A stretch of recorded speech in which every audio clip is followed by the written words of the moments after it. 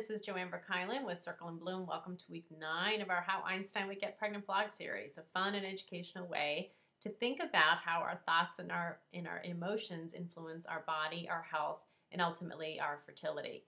A quick note about last week's session. We had a very special guest, my personal closest friend, Stephanie Fitzgerald, who recently adopted a baby boy from Florida to add to her family. And she talks about the long and very difficult at times journey through the adoption process. And I do recommend taking a look, either reading it or listening to the podcast, as she shares some very deep and profound insights about the adoption process. And so please check back. If you are interested, you can check that out at circlebloom.com/blog. And that's week 8, an American adoption story.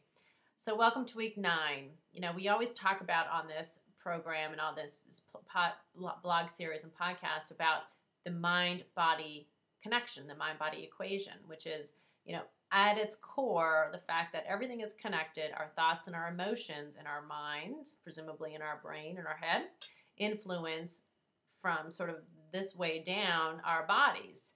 So I asked the question, well, do our bodies, the way our bodies work, influence our emotions and our thoughts, just like the mind-body connection? So I'm calling it the body-mind equation, or the body-mind connection.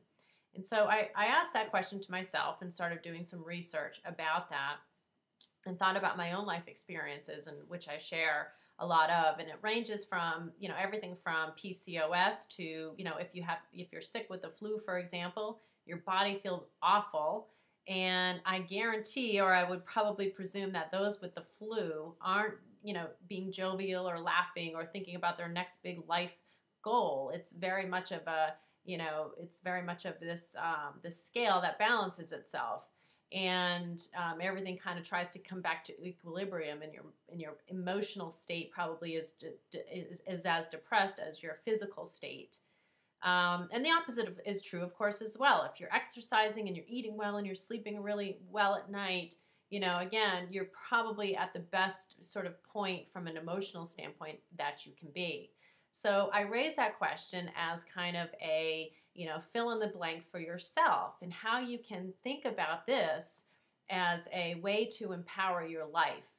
And, you know, raising the questions such as PCOS, and it, you know, PCOS is very much of a hormonal imbalance in the body. It's something that I have, and actually there are higher rates of depression with PCOS. And I don't know the answer as to why that's the case, but I do find it interesting that there is this hormonal imbalance, and as well sort of this emotional imbalance as well. And again, speaking of this equilibrium, what's the cause and effect of these situations?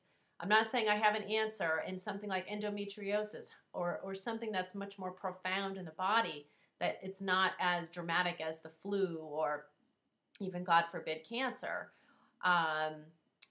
And so, you know, I think it falls upon us to use our intuition to a great degree.